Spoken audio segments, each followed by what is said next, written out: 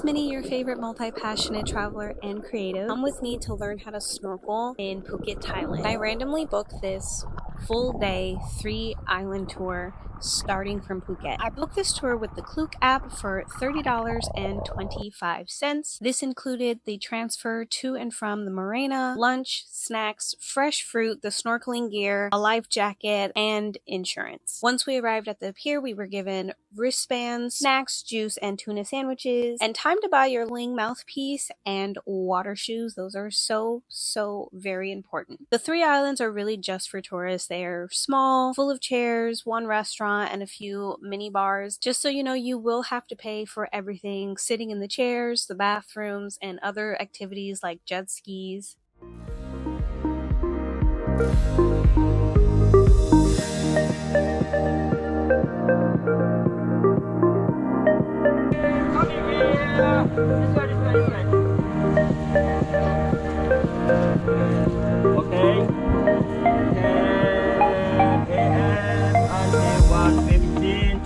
And by the way, there is no snorkeling lesson. I repeat, there is no snorkeling lesson. You get your gear and then you figure it out yourself. And like I said, I recommend getting your own mouthpiece. They do sell them at the marina because really, who knows what kinds of mouths have been on these.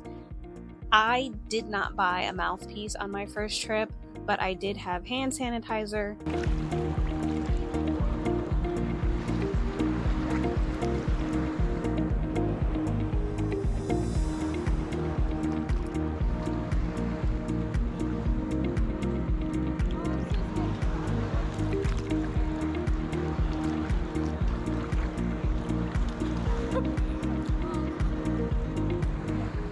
Anyway, I had absolutely no idea what I was doing and nearly drowned on my first attempt. I needed to be more like this guy. You see how his head stays above water? Seems obvious, but you don't know what you don't know. I tried again, but for the life of me, I couldn't find any fish. So I swam a bit farther away from the shore where all the people were and watched the storm clouds roll in, and lo and behold, there were fish. Unfortunately, I did not get a lot of time with these fish because them storm clouds were approaching very quickly, and soon they told everybody to get out of the water. They started closing umbrellas because we were going to have to wait for the storm to blow over. Gathered at the one restaurant that there was, and it was getting near lunchtime anyway.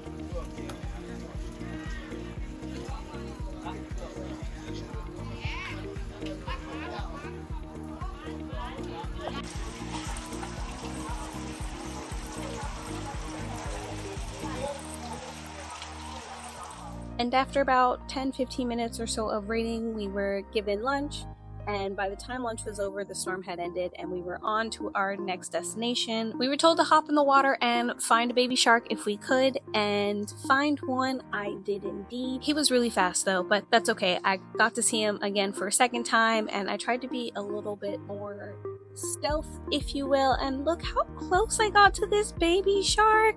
And then I realized I was too close, because I don't know if baby sharks are babies because they're tiny or if they actually have a mom that's much bigger, and I'm not gonna fight with baby sharks, so I left it alone.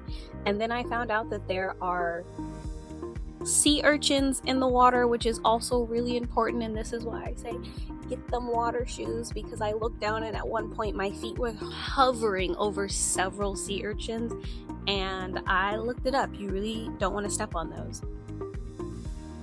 Besides the sea urchins, these rocks are razor sharp. You would think they're smooth because they've been in water, but please buy some water shoes, or be prepared to have to swim and float the entire time you're underwater.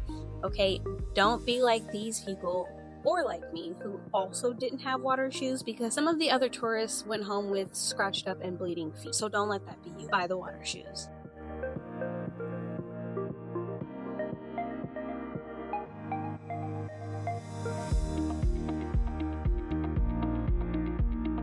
There were a lot less people at the last island, so we just kind of hung out.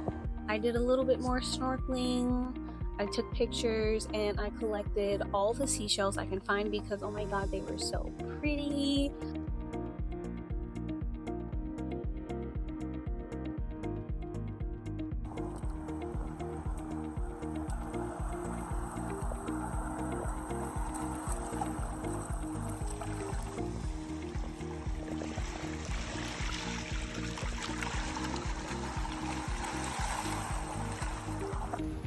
Look at all the creatures and the nature. It was so beautiful just to go and have this view.